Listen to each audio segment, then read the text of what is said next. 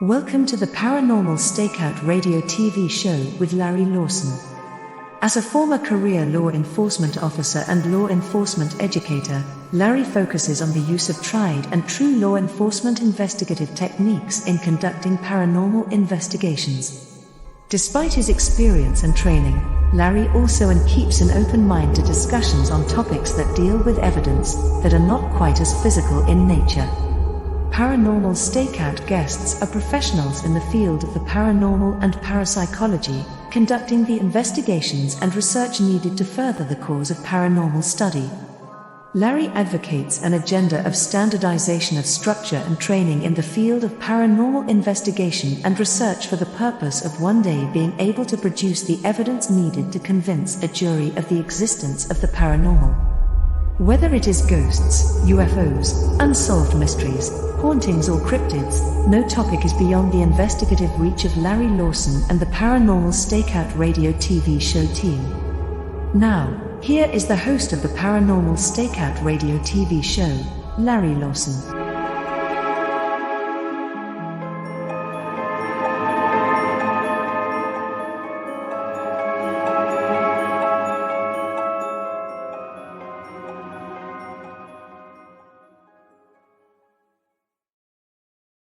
Hello, everybody, and welcome back to Paranormal Stakeout. I'm your host, Larry Lawson, coming to you from the headquarters of the Florida Bureau of Paranormal Investigation and Indian River Hauntings in beautiful Vero Beach, Florida. So glad to have you all here tonight. This is a show where we talk about everything that's paranormal, not just ghosts, but UFOs, cryptids, and anything else in between. So glad you're here to join us, and I've got a great guest for you tonight. I think you're going to enjoy it. But before we get going, I want to chat a little bit about how you can find out a little bit more about my organization, the Florida Bureau of Paranormal Investigation.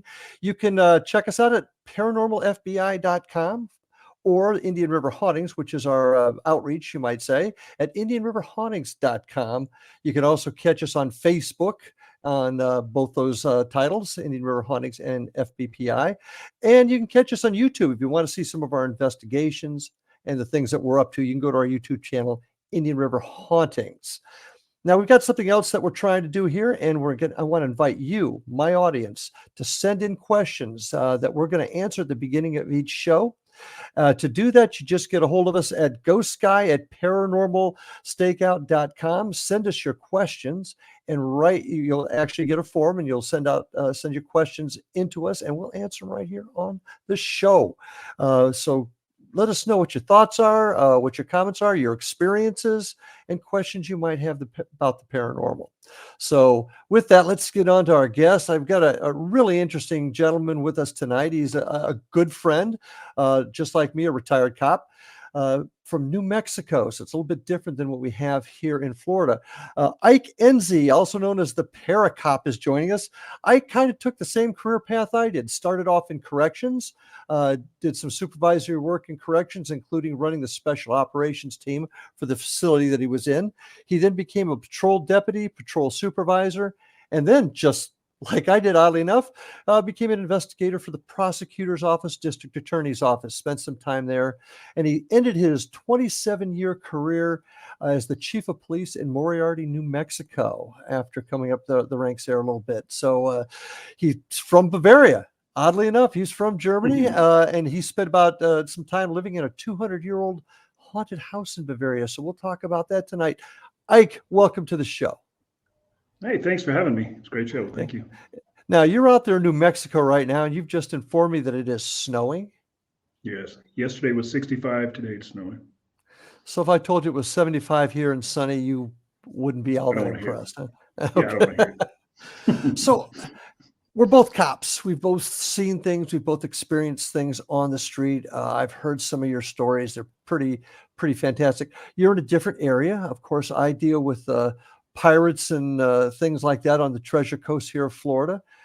You deal with a whole different type of entities, if you will, everything from things that with the Native Americans, as well as mines and gold mines and things like that. So tell us, let our audience know, how did this all begin for you? How did you get interested in the paranormal?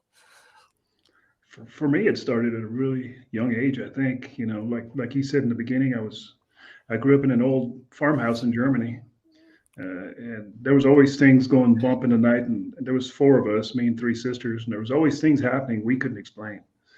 So I was always curious. I mean, right from day one, I don't even remember when it started. So it's just been a lifelong thing for me, really. And as I progressed through the years, just more and more weird stuff kept happening to me. So Anything as a kid that really, because so many things happen to individuals when they're children.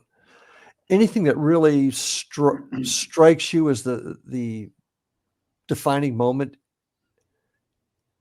there were so many things that happened in that old farmhouse of ours. It's hard just to pick one, but everything from doors opening and closing by themselves, shadow figures, and that's long before shadow figures became a keyword. Nobody knew. We just seen a shadowy person. Um, Noises at night, things moving. You set something down, it'd be gone, and then you'd show up the next day. And that was a common occurrence when we were kids. It happened all the time. It happened so much that we just kind of accepted it. We knew it was a ghost. Well, and that's interesting. Coming from a European culture, growing up in Europe, in Germany, how did how did people look at the paranormal then? Was it accepted? Here it really didn't pick up and become a generally accepted concept, if you will, until the last 20, 30 years, maybe. I mean, that people obviously investigated. But what about Germany? Was it different there? Did people just naturally accept it? It was much more accepted over there than here by far. Don't ask me why, but you think about it. Most ghost stories, all your Christmas ghost stories, all that stuff, all your feiry tales, all come out of Germany. Mhm. So ghostly people over there. I mean, it was just a common thing. And what is Geist or Geister is the German Geist, name for Geist? Okay. Geist, as a poltergeist. Right, right. Now the Slender Man, we've all heard of the stories about Slender Man, and that made a big splash here a few years ago. That's actually a German story too, is it not? Or do I have that wrong? I'm not sure about that. I don't Okay. know. I've Okay. never heard of it in Germany. I never heard of a Slender Man while I was there. So Okay. I Okay. don't Well, know. so here you are. You end up coming to the States as a young man. You did a lot of different things, and you end up in the New Mexico area. Uh, became law enforcement officer. Did this stuff continue? Did Oh, these experiences continue? absolutely. It was just kind of almost like it followed us, although I know it didn't because this was a whole different. The things we experienced in Germany never felt like they were malicious. It never felt like it was going to hurt us. It was just something that you lived with. Almost accepted it. Things go bump at night. It was just something that went bump at night. Once we moved to New Mexico, I experienced things that were much more almost like evil per se. I mean, it didn't. You had this feeling where your hair would stand up, and it was something just wasn't right. Mhm. And I never experienced that in Germany. I've always experienced it here, though. And your dad was an American military officer, if memory serves, correct? Yes. And that's how you ended up back here. When you say malevolent, that's kind of interesting. What do you recall happening that made you think that this was evil or something that might be trying to harm you? Do you have a specific memory at all? Well, later on in life, I think when I was a deputy, I think it was the first time I've really experienced an entity or something out there that was not happy with what I was doing, and we messed with it. It was me and another deputy, and we taunted it a lot. It was at the sheriff's department, which was clearly haunted, and we messed with it a lot at night because we were the only two out at night. And at one point, I got really, really sick, and I had maybe a fever-induced hallucination or whatever it was, but I had probably the clearest vision I've ever had, and it was a spirit that came to me, and it was telling me, keep effing with me, and I'll show you what I can do. And That's what it said? oh yeah, absolutely, absolutely. And I had strep. I caught strep, and it was so bad. Nothing. I took two different kind of antibiotics. Nothing was getting rid of it, and I finally ended up taking the steroid. And I went to the hospital twice. And it was leading up. I was getting sick at the point where we were really taunting this spirit. We knew who it was. It was a person that got beaten to death in one of the jail cells back in the 50s. And we knew he was in there because he kept turning the lights on and off. The faucets and the sinks would turn on and off. Cell doors would open and close by themselves. Everybody knew it. Every deputy knew it. It was so bad that at nighttime, we had a rule of thumb, we'd always pair up in teams to go back to the sheriff's department because nobody would want to be in there by themselves. And we taunt this guy so much, and I think it finally hit a crest, and I got really sick. And as I was getting better, I was laying in bed watching TV, and I didn't fall asleep because my wife was right there. She said I was just staring at the TV, and that's when this voice came to me. And I was crystal clear. I was envisioning myself at the sheriff's department, staring into a cell. Everything was bright blue. That's what that voice said. And then I snapped out of it, and my wife says, "Are you okay?" And I'm like, "I just had the weirdest dream. Was I sleeping?" And she goes, "No, you were just staring off at the wall up at the TV." Right about that same time, my dog, I had an Australian Shepherd, was in the living room, had a seizure, which he never had before. He had a seizure, collapsed, and knocked over the Christmas tree. So my wife, Debbie, is freaking out. She's in the living room. She said, his dog's name was Scooby. She goes, "Scooby just passed out in the living room and knocked over the Christmas tree." And I'm like, "I can't get out of bed. I'm still really sick." And I hear her, I tell her, "Get Scooby some water, fill up a dish of water and give him some water." And while I hear her filling up the water, the dog comes up into the bedroom, stops right next to me, and just stares at me, which is nothing I've never seen him do before. It was so surreal. It felt so real that I picked up the phone and called my partner who was working that night. And I said, "I'm done messing with this ghost at the SO. From now on, we're going to be nice to him. We're not going to taunt him or pick on him anymore." And we did. We stopped picking on him. Well, how did you pick on him? What? I mean, you say you taunted and picked on him. How did you do that? We were idiots. We were stupid. We'd call him all kinds of rude names. "Show yourself, you big." Yeah. "Do something. Don't be a chicken shit," that kind of thing. And this was going on for weeks because we knew he was in there, and we were like little kids in the candy store. We were getting EVPs, we were getting knocks, we were getting all kinds of stuff, and we wanted more. I don't know. We're almost obsessed with it. And it reached that crescendo where it's like, it's time to stop. And you realize taunting it may not be the best thing. I get it. Now, a lot of people may say you were sick, you had a fever, you just had a hallucination. Yeah. What tells you it was more than that? Well, I'm the one who experienced it, and I know I've never experienced anything like it. I've only had 2 experiences like that, and I guarantee you, there would have been no reason for me to dream about that or anything. I was too busy being sick to think about ghost hunting or anything like that. I was truly, really sick, and this thing came to me, and there's just too many things that came together. Well, I got to put you on hold for a second because we got to go to a break, and I've got so many more things I want to talk about and ask you about. So, folks, stay with us. We'll be back right after these messages. Ike Ensey, my guest tonight on Paranormal Stakeout. Stay tuned.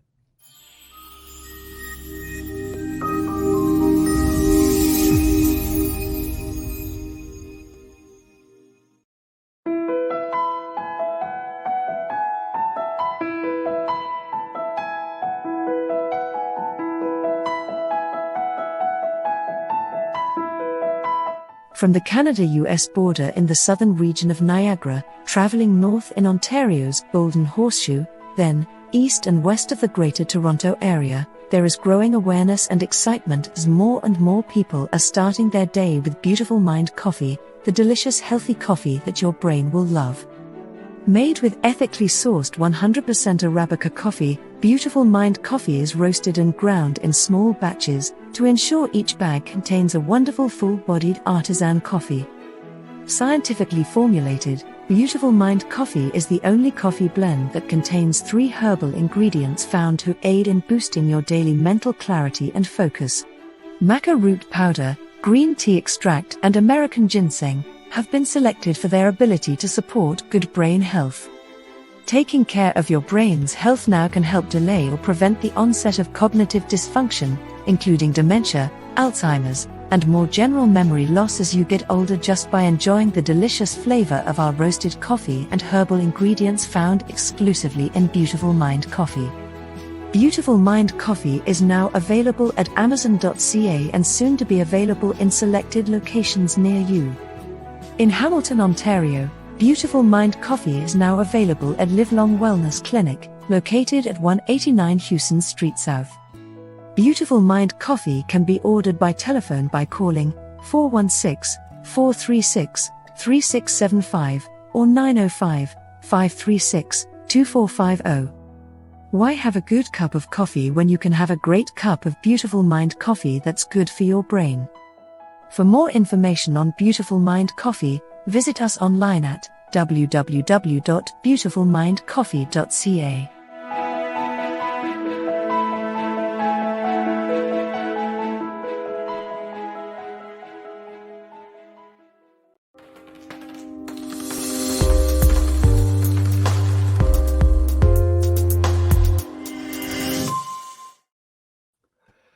And we're back with my guest tonight, Paracop, Ike Ensey, retired chief of police from New Mexico, good friend and one heck of a paranormal investigator. You know, we talk a lot about ghosts on this show. I guess that's the one of the primary things that my group does. I know that you do too, but you've had some other experiences too over time that I kind of like to touch on before we get more into IDK Paranormal, because I do want to talk about your organization.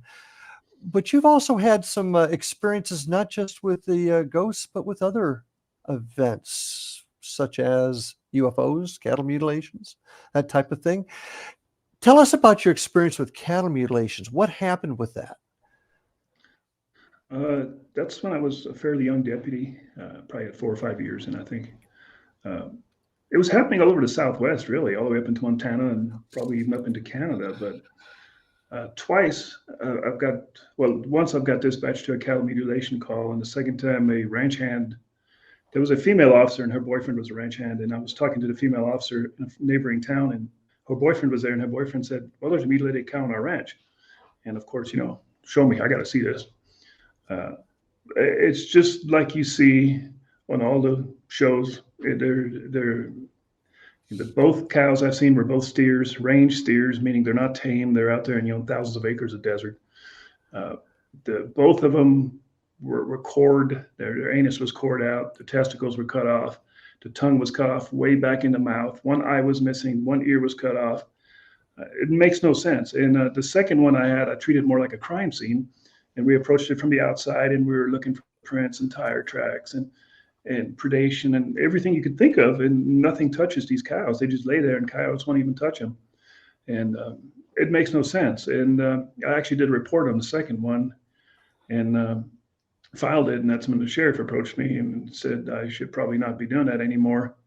We have more important things to do. We don't have time for the boogeyman kind of stuff, and to leave it alone. And I even argued with him. I said, this rancher lost a cow. That's probably $1,500, $2,000 cow. And he just told me to leave it alone. That's a direct order. And I'm like, okay, I'm not going to touch that anymore. But the mutilations were legit. I mean, in both cases, there were reports of helicopters flying around that night. And I don't know, that seems to be the common thread a lot of times with helicopters. I don't know what that means, but we've made phone calls. We tried contacting the air base to see if they were doing anything out in that neighborhood, and they weren't doing anything. Of course, they wouldn't tell us anyway. But whatever's taking these cows, almost appears like they're dropping them off in that location because there's no tire tracks, there's no footprints or anything else. And if somebody's cutting all these body parts off, there should be footprints all over the place. Not to mention blood and that type of thing. No blood.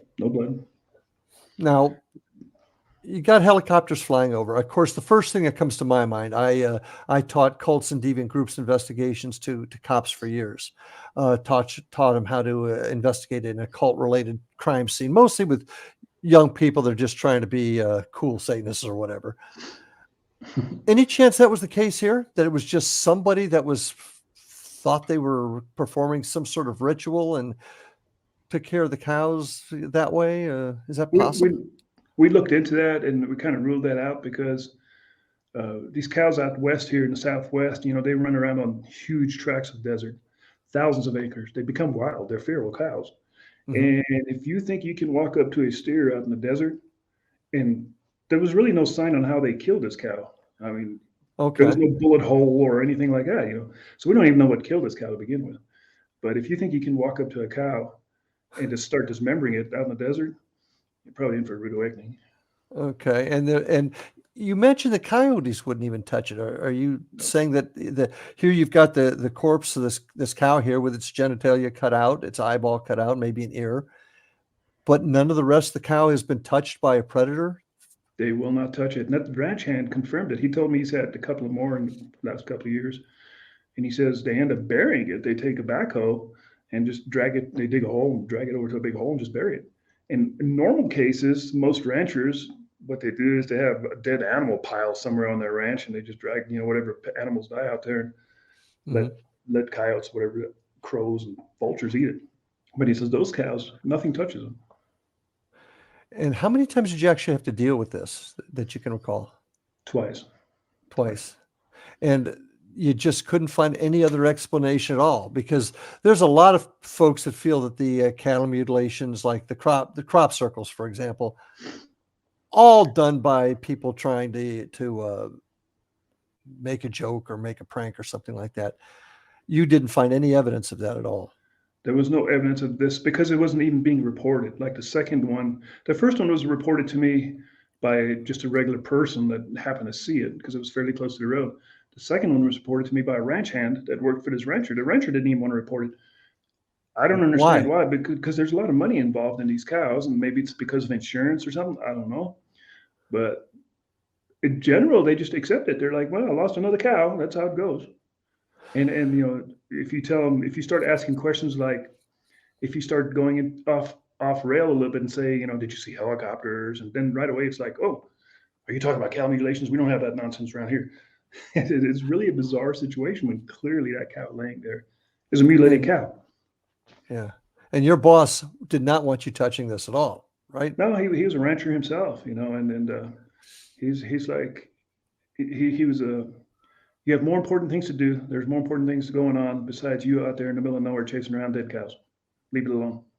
And I didn't. And then he caught me the second time, and that was like, that's a direct order. Yeah. I'm like, okay. Do it again. And it'll be more than just a discussion. I get you.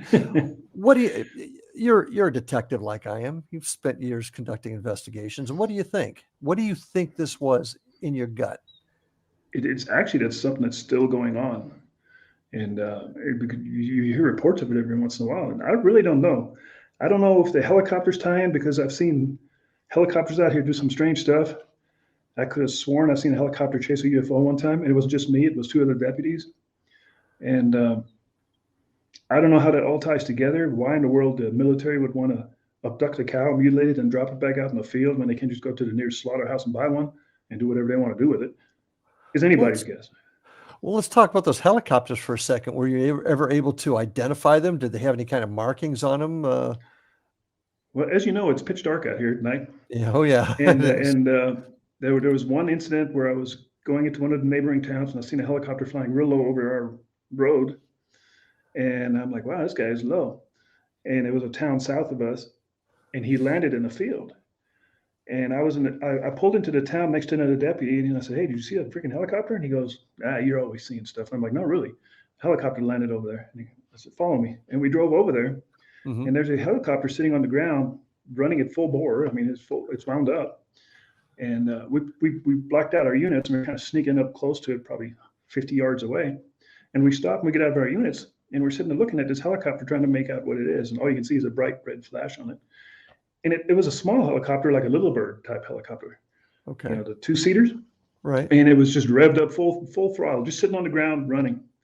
And I look ahead of it, and probably 200 feet ahead of it is a greenish yellow light on the ground. And we're like, what the hell is that? And this green yellow light shot straight up in the air and took off in one direction. And this little bird helicopter just starts chasing it. And they're like two dogs chasing each other all over the place. But because it was so dark, we could not tell what that thing in front of it was. But it wasn't another helicopter, because you could see the black shadow of the helicopter chasing, but the yellow-green light, all you seen was the little yellow-green light. You couldn't tell what it was. And they chased each other around for a little while, and then they took off in one direction and disappeared. And we went to dispatch, had dispatch call Kirtland Air Force Base. And they said they have nothing going on this side of the mountain once again. Who knows if that's true or not. But I have no idea what they were chasing. I'm an aviation buff, and I'm telling you, that was not another helicopter, or I don't know what that was, because we couldn't tell. But he was chasing something. Yeah. I know your background in aviation, particularly civil aviation. So you would know the shape of a helicopter or the sound, I would assume. That thing made no sound. All you could hear is that one helicopter. So once again, I got to ask you, what do you think? I don't know. I don't know. There's been a lot of reports out here when I first became a deputy of weird lights in the sky. We actually got dispatched to lights in the sky. Aircraft crashes. There'd be 3 people calling 911 saying they've seen an aircraft go down. And we responded to a certain area, and there'd be nothing there. And we take statements from the people, and they describe in detail, it was a bright yellow light just sitting there hovering. And it used to happen out here all the time. After all, we're not that far away from Roswell. That's true. And do you think that's connected with all this? I don't think there's a connection. I think it just happened to crash in Roswell. There's actually several UFO crashes that happened out here. There's one in Socorro. But in the big picture, we're all within 100 miles of all of those UFO sites. Are we getting visited, Ike, in your opinion? I think so. I think they're here. I think so. I think we got visited probably a couple of thousand years ago, too. Well, correct me if I'm wrong. Did you have an encounter one time with something in the trees? We used to get a lot of calls of tree people. I started calling them tree people because, as a cop, you always like, you dispatch would be like, can you go to so-and-so, this location in the rural area somewhere? RP's claiming there's somebody in a tree. Now, RP was a reporting person. And that happened so much in like a 1-year time frame to where I said, great, another tree person call. And most often than not, you would show up at a house, and a lot of times it'd be a really nice place, professional people, and you pull up in your police car, and they come running towards you, and they're pointing at the tree, and there's some people up in this tree. And I shine my spotlight up there, and there's nobody in this tree. And they would describe in the detail, there was 2 people up in the tree. My husband seen them. The kid came out, they seen them. We told them to get out of our tree. They wouldn't leave. They didn't talk to us or anything. They're just hanging in our trees. That probably happened 20 times in a 1-year period. It was so bad. One guy tried to cut his tree down, his big ponderosa pine tree, which has a base, probably 5 foot in diameter. His chainsaw quit halfway through, which is probably a good thing because the tree would have fallen onto his house if he would have succeeded cutting it through. But he was cutting the tree down because there's people up in his trees. And as a cop, the first thing you think of is methamphetamines. These people are all on meth. Absolutely. That's why I was going to go there. Do we have any alcohol or drugs involved here? There was some cases where people were drinking, but in almost all cases, there were business people. There were 2 people who were scientists at the lab, at Los Alamos Labs. Interesting. So, once again, how do you explain all of that? And you live in a really, really interesting area, and we're going to be taking a break in a minute or so I don't want to get too far into it. But I mean, you've got an abandoned Air Force radar station there, right? Correct. Which I find quite interesting. I spent some time with you up in the gold mines up there, which were pretty spectacular. And I'm going to want to go into some detail about that when we get back, because you've had some interesting experiences in the gold mines of New Mexico.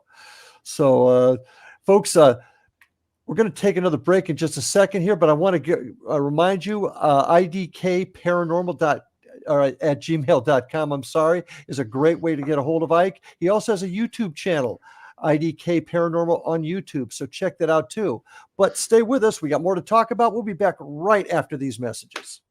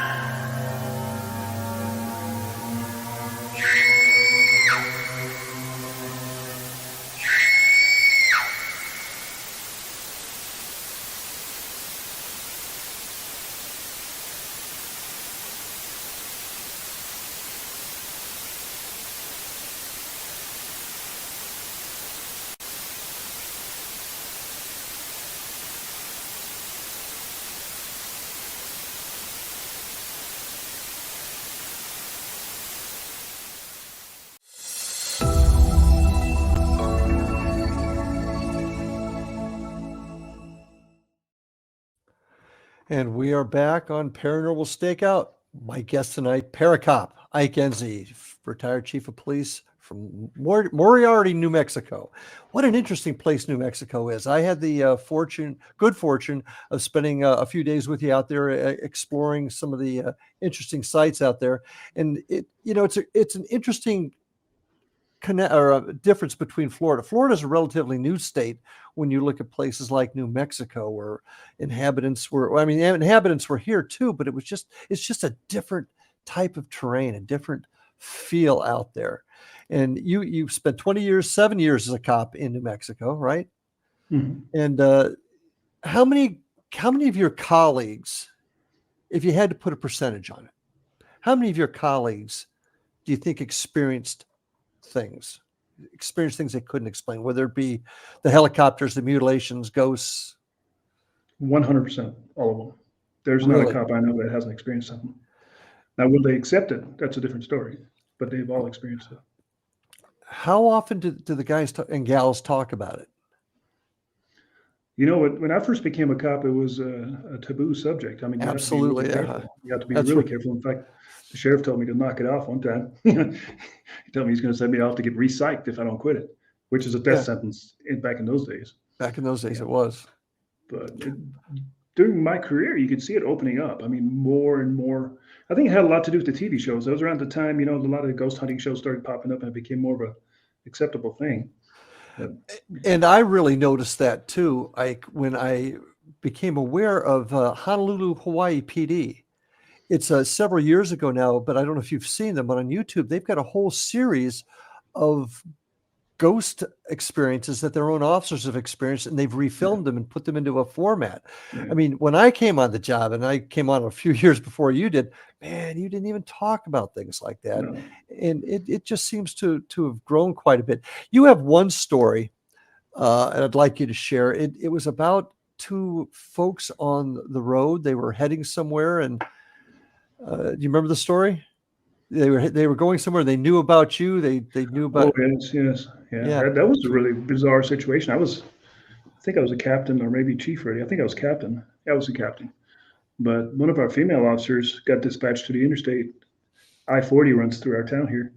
And there was two people walking down the interstate close to the traffic line. And she goes out there just to do a welfare check. It's not against the law, but just do a welfare check, make sure they're okay, and tell them to kind of stay on the shoulder so they don't get run over.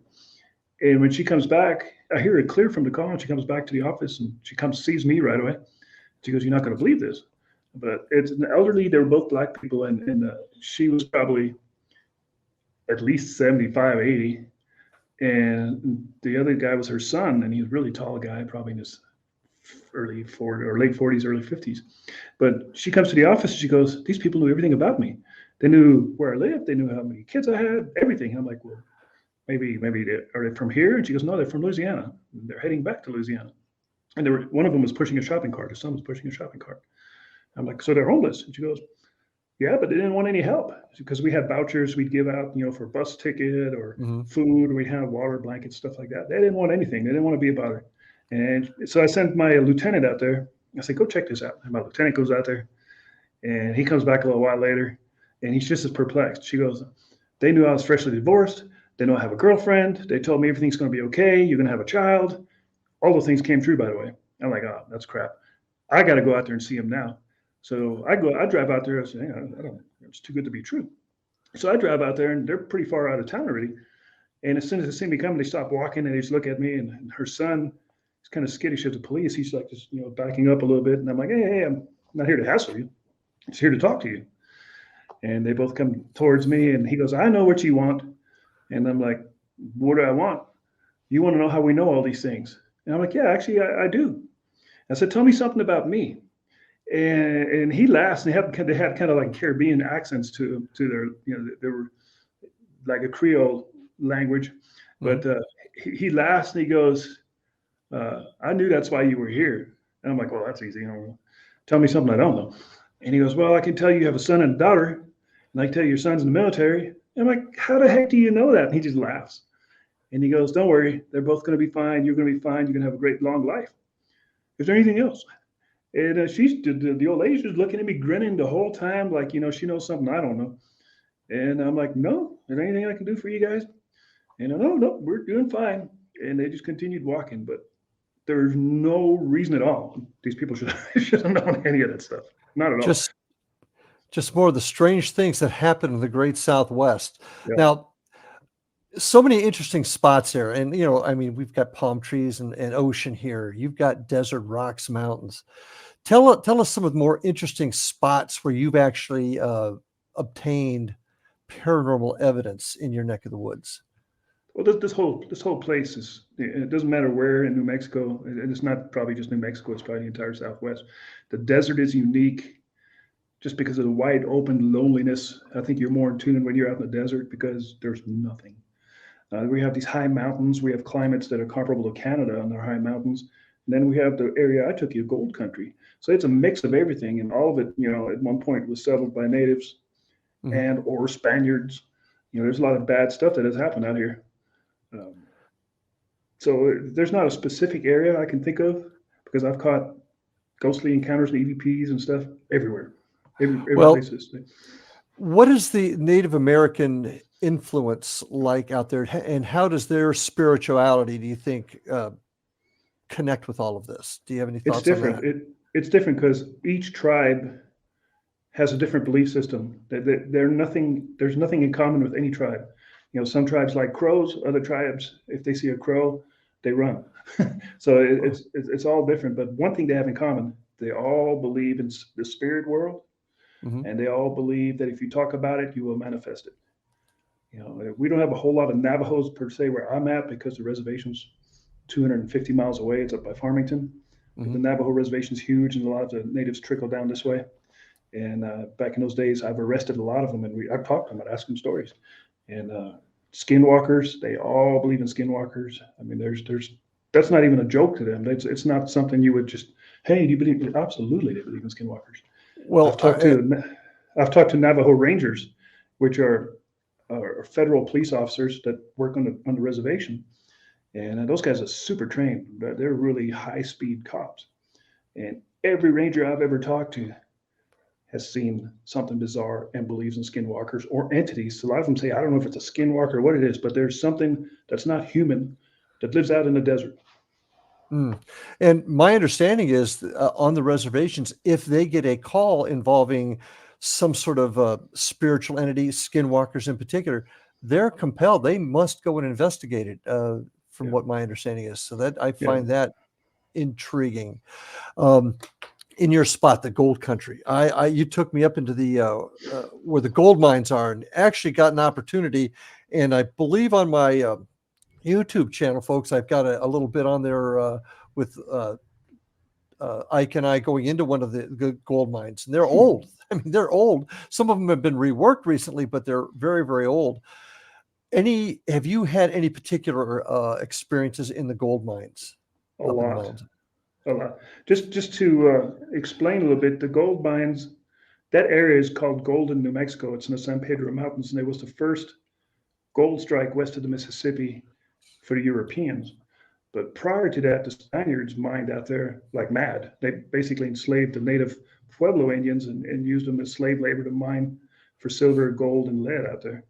So there was a lot of bad things that happened out there. Plus, there was a pretty good population of Chinese immigrants that they used out there as slave labor, and just intense history. Some of the mine shafts I took you to date back to the 1600s.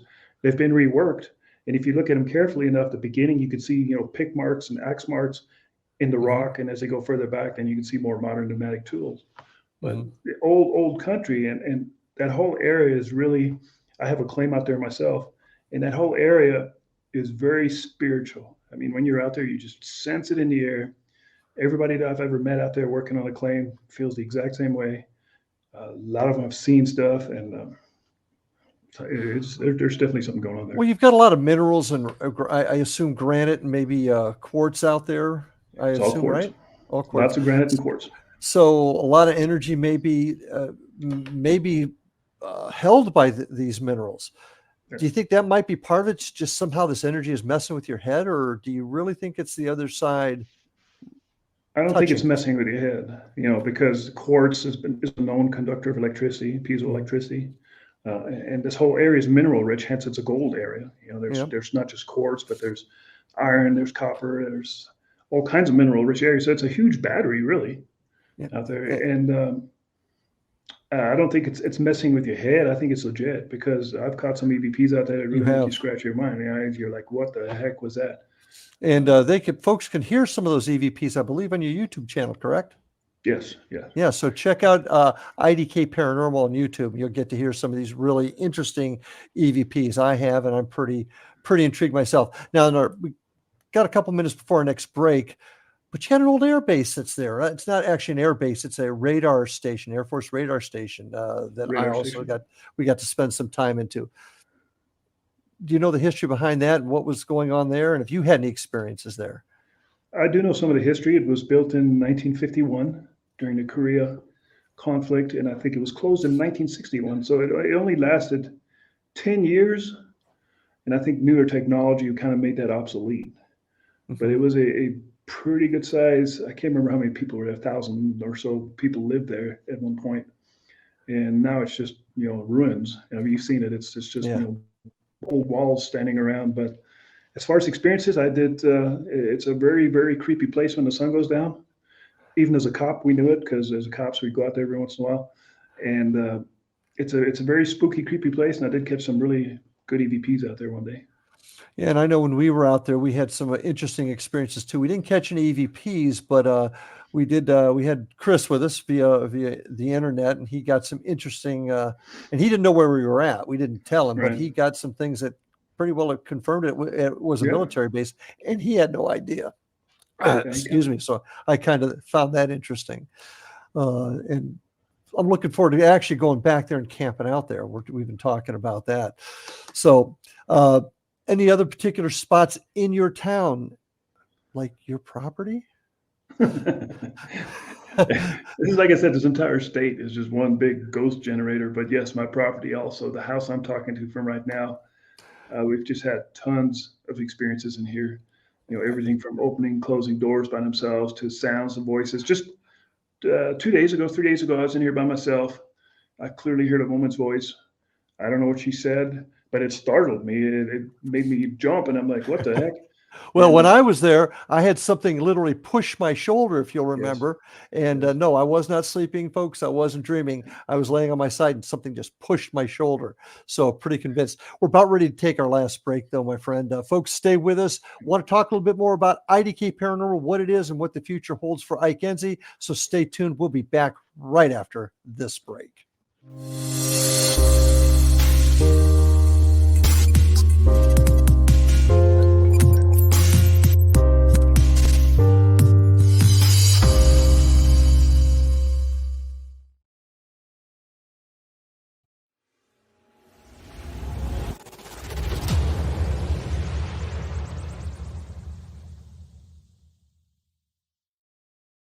So I was watching the X Zone TV channel last night when I was abducted by aliens, and they kept repeating to me over and over again, simultv.com, simultv.com. What's simultv.com? That's what I asked them. They had it written on the side of their UFO. How do you spell that? UFO. No, I mean simultv.com. simultv.com. simultv.com. Right. simultv.com. Interesting that you were abducted by aliens in a simultv.com UFO last night. Oh, yeah? Yeah. Now that you mention it, I remember now last night I was awakened from a deep sleep. My great-grandmother was standing there. She said she'd come from the hereafter to tell me about simultv.com. She even spelled it out for me. simultv.com, sonny boy. simultv.com. simultv.com, sonny boy. Wow. Yeah. Guys, you'll never guess what my psychic guru just told me. simultv.com. Exactly. Are you guys psychic too? Of course. We all know about simultv.com. simultv.com.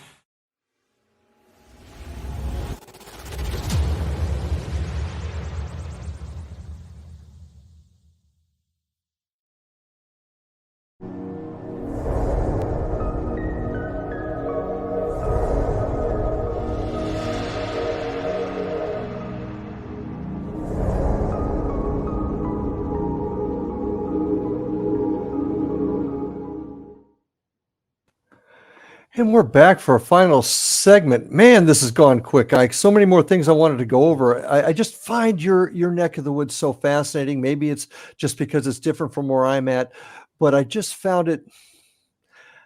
You said it earlier, spiritual, and I enjoyed being out there. I look forward to my next trip, and I look forward to folks hearing more about what you do and what you have out there. So, keeping that in mind, tell us a little bit about IDK Paranormal, why you do it, uh, what you're trying to accomplish, maybe with having your show out there on YouTube. Well, first of all, they call it the land of enchantment for a reason. That's what it's New Mexico. Mhm. But two, I started this channel to get answers. I think, I'm curious. That's the reason we became detectives. I think because we're just busybodies Yeah. and we're nosy. We got to know everything. Exactly. And this was a good avenue for me to get answers, although it hasn't really panned out. But the YouTube channel was started with the intention of interviewing a lot of police officers, getting their stories out. And it turns out that still, if you're still an active police officer, you're not going to tell your story.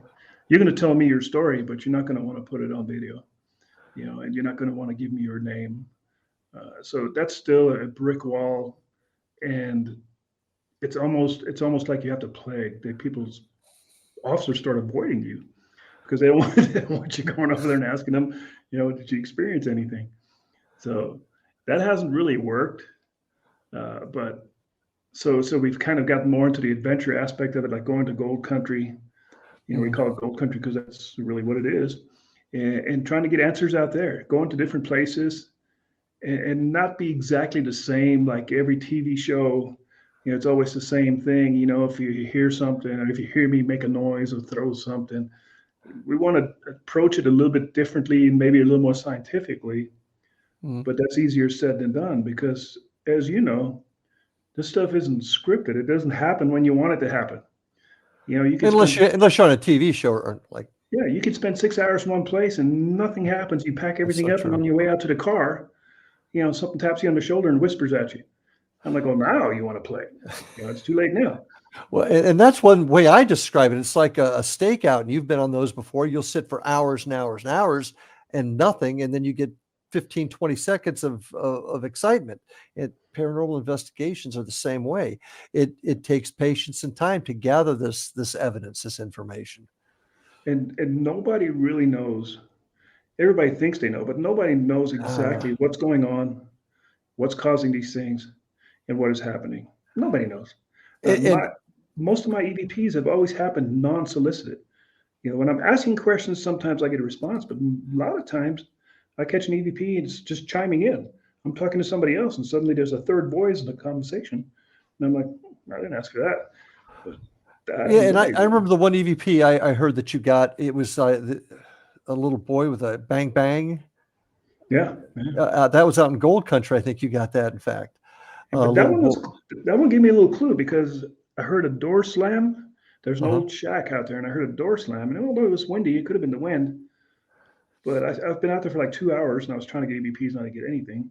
This was my last stop, and I just sat down and take a break, and I heard a door slam, and I got the chills really bad. And I turned my phone recorder on just for the heck of it. I caught those 3 EVPs in a row right there. Mm-hmm. But I think you bring up a really, really important point, and that's something that I want to bring up here, and I've brought it up in previous shows too. We truly do not know what this phenomenon is. We don't know if it's dimensional. We don't know if it's us. We don't know if it's just the other side reaching out to us. Nobody really knows. So my question to you as a fellow detective, what do you think we need to do to get over that hump, get over that wall, and start getting some answers that can tell us what this really is? Where's the evidence going to take us? I'm not really sure because whatever you experience, you would be hard to convince somebody else that's what it really was. Unless new technology comes out where you could scientifically document stuff with legit equipment, and that's another one of those things. I mean, how legit is your equipment? Is it subject to be contaminated from outside sources? So who knows? And other than taking a trip on DMT and going to the spirit world, Native American style, we'll probably never really know what's going on out there. So why do we do it? Why do we do this? And I agree with you. I agree with exactly what you're saying. We may never find out. So why do we do this, Ike? Like I said, I think we're naturally curious. We're professional rubberneckers. We're the ones who run to stuff instead of run away from it. Yeah. And for me personally, I want to know. I want to know what's going on out there. I want to know if the people I've lost in my life are actually out there somewhere, or are they just gone? Is it the end? I want to know. I want to know why some people die. They never come to you. I've had a lot of people die in my life. I'm sure you have too, and they've never came to me in dreams or in voices or in EVPs or anything. They're just gone. And then there's some people that die that you weren't even that close to, that come to you in your dream and talk to you. Why is that? Yeah, and you got to ask the question: is it us? Is there just something in our memory that's bringing these particular folks back? I know exactly what you're saying. Some folks you just never hear of. I've had dreams of certain family members, and others I've never even had any inkling of again. So I understand exactly what you're saying. What do you think? And I'm not going to hold you this. This is not going to be something we're good. What do you think? I don't think it's your brain at all. Because I lost a friend. I trained him as a corrections officer. I trained him as a deputy.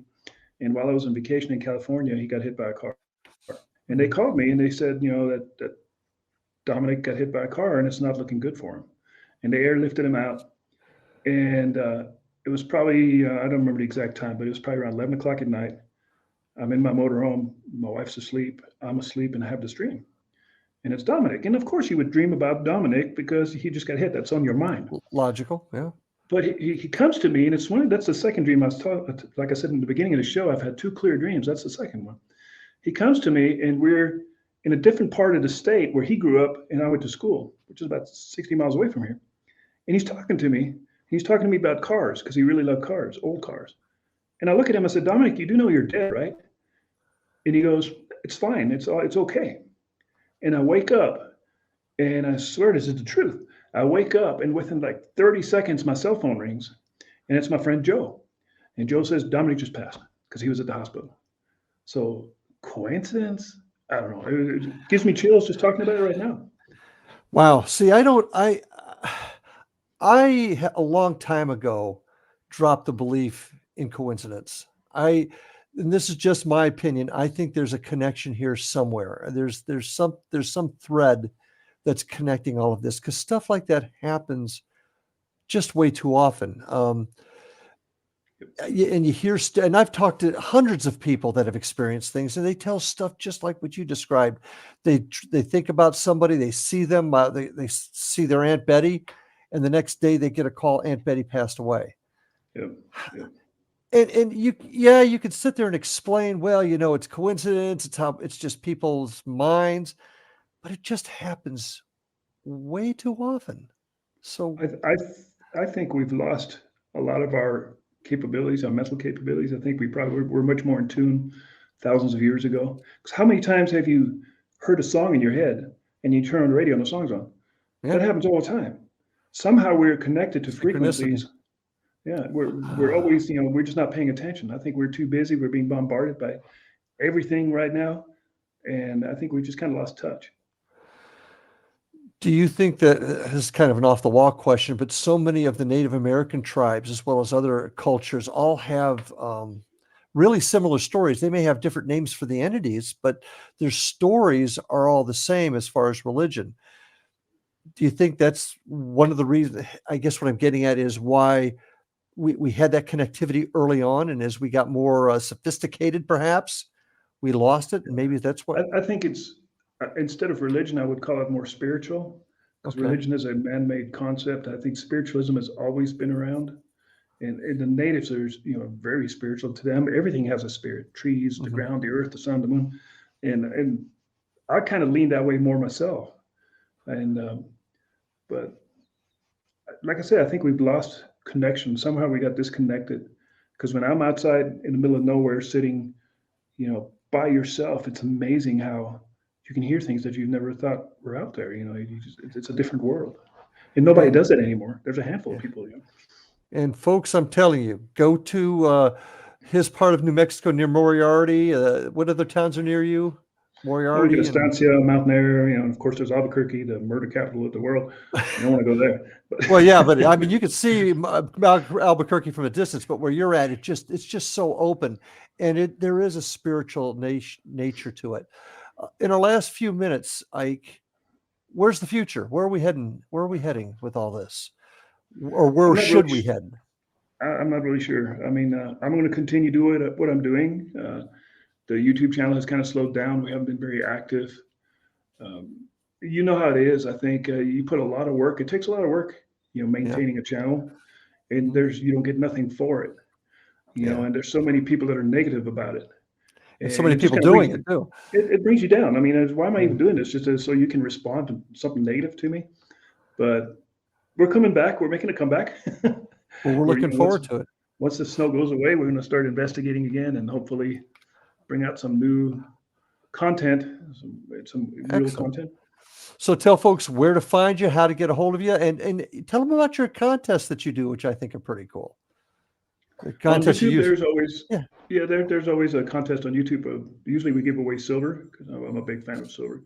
But you can get a hold of us you can follow us on YouTube on IDK Paranormal at YouTube, or you can just email me directly at idkparanormal@gmail.com. Please subscribe. It helps a lot when you subscribe to YouTube because it lets you know at least somebody's out there watching.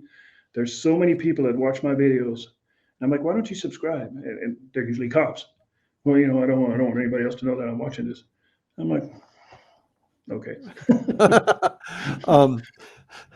What message would you have for folks out there? Do you want them to maybe reach out to you with their stories? Yes. If you have good stories, and if especially if they're out in my neck of the woods out here, if you have had anything experienced anything out here, you know, please let me know. If you have any haunted places out here that you'd like us to look into, we'll definitely go look at them. Excellent. Well, and I will do the same if I come up with some ideas, and I'm hoping to get you back here to Florida sometime in the near future. And folks, we're trying to do the same thing with Paranormal Stakeout. If you have questions, thoughts, comments, theories, open to all of it. Get a hold of me at Ghost Guy at paranormalstakeout.com. Fill out the form. There'll be a form out there soon, or just send me an email saying, this is what I got. And we're going to talk about them on the show. We'll get your questions on the show. Once again, paranormalfbi.com. That's how you can get a hold of me, or IndianRiverHauntings.com, Facebook, and YouTube. So check us out. Stay informed, folks. Be part of the show. Appreciate Ike, you being here tonight. Appreciate you folks listening. And until we meet again, stay safe, and we'll see you on the other side. Have a good night, folks.